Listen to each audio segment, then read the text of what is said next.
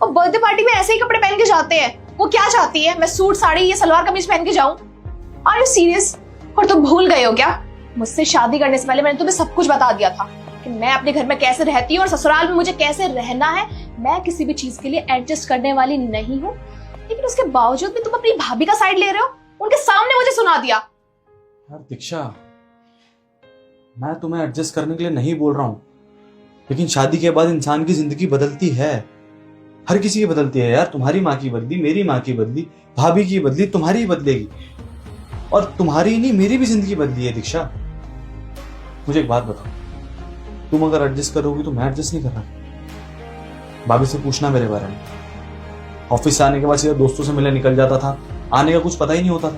12 बजे, 12 बजे, 1 बजे, और कभी कभी वीकेंड होता था तो घर भी नहीं आता था मैं। लेकिन शादी के बाद मैंने भी अपनी चीजें बदली, क्योंकि अब तुम मेरी जिम्मेदारी हो और मैं तुम्हारी। अच्छा, शादी का मतलब यही होता है कि हम दोनों एक दूसरे को समझें, एक दूसरे की जिम्मेदारी बने, एक दूसरे की जिम्मेदारियों को संभालें। अब अगर हम दोनों एक दूसरे की जिम्मेदारी नहीं संभालेंगे तो रिश्ता कैसे चलेगा? और ठीक है, मैं मानता हूँ कि शादी से पहले तुम ये कपड़े पहनती थी तो पहनो, लेकिन एक ढंग में। ढंग एज इन, अभी देखो तुम सोसाइटी में ऐसे बाहर जाओगी, लोग तरह तरह की बातें करेंगे तुम्हारे बारे में।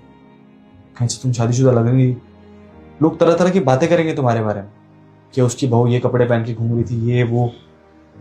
पर मैं नहीं चाहता कि तुम्हारे बारे में कोई भी बातें बने। तुम्हें सब पहनने का शौक है, तुम मेरे साथ चलो, बाहर घूमेंगे, तब जो पहनना है पहनो यार।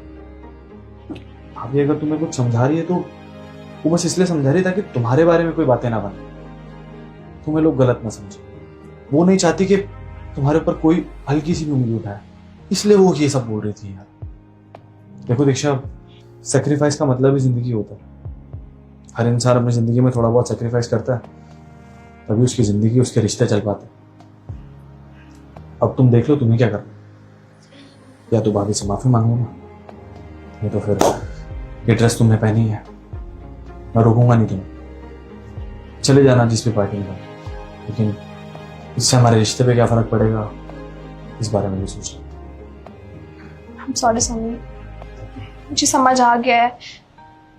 भाभी की बातें मुझे बुरी लगी हैं, आई नो, पर वो जो कहना चाहती थी, उसके पीछे जो वजह थी वो बिल्कुल सही थी।